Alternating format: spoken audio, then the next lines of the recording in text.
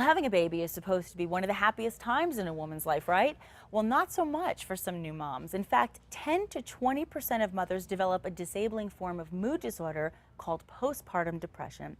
And Felicia Mancini is a certified nurse midwife at the UNM Women's Health Clinic and joins us with more information. Hi, Felicia. Hi, Nikki. I'm just so glad you're here to talk about this because this is something so many new moms deal with, and it's for some a little bit overwhelming, and they just want to have somebody to talk to about it. So I'm really glad you're here to kind of reveal it. What is postpartum depression? Well, thank you so much, because it is common, Yeah. and it's often unrecognized and untreated by clinicians. And postpartum depression is major depression diagnosis that can occur anytime after the birth of a baby up until 1 year. And it's the type of depression that really affects women's lives, and dads too, in terms of them being able to interact socially, take care of their children, be who they want to be, really. Yeah, I mean, you hear moms all the time saying, I don't know what's wrong with me. I don't know why I'm so down. So this could be the answer. And so who would you say is most at risk then for postpartum depression? Well, really, anybody can get postpartum depression. There are risk factors, but it can happen to anyone. And I think that's part of these kind of conversations, of breaking the silence around it, is so important. But one of the major risk factors is any history of depression in your life, anxiety, bipolar disorder, obsessive compulsive disorder.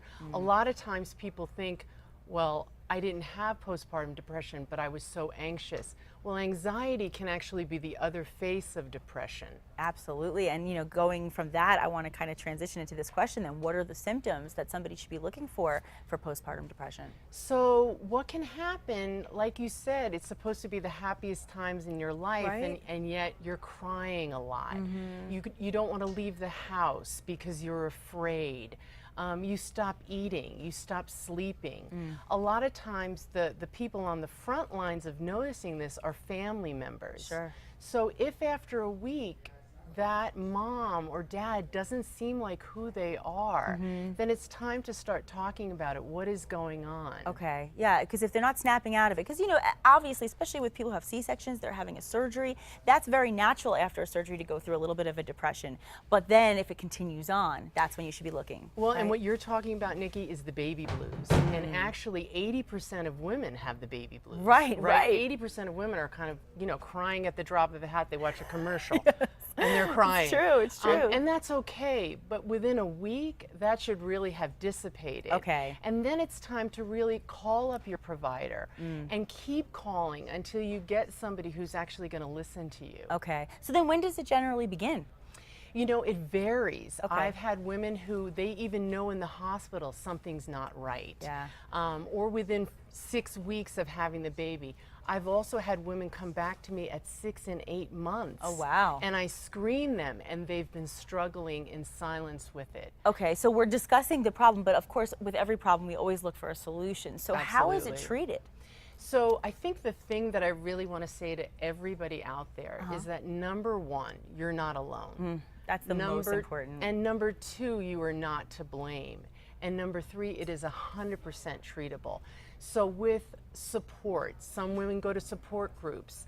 Some people seek out counseling. Sometimes you need medication or a combination of all three. But it is treatable. So what kind of support groups then would be available to moms and dads? You mentioned support groups. Well, there is a support group here in Albuquerque, a postpartum support group for moms, and I actually spoke to the facilitator. And you can go to inspiredabq.com, and you can find information about that. So there is a support group. There are licensed mental health counselors here in New Mexico who specialize and can help you deal with that. Okay, great. And of course, on the screen right now, you can see where you can learn more from Felicia about this subject and kind of beyond what we've discussed today here, so you can get more details for your own personal situation. And Felicia, thank you so much for being here. Thank you so much. We appreciate it. And I know a lot of people are feeling a lot better knowing that they're not alone. So thank you. Thank you.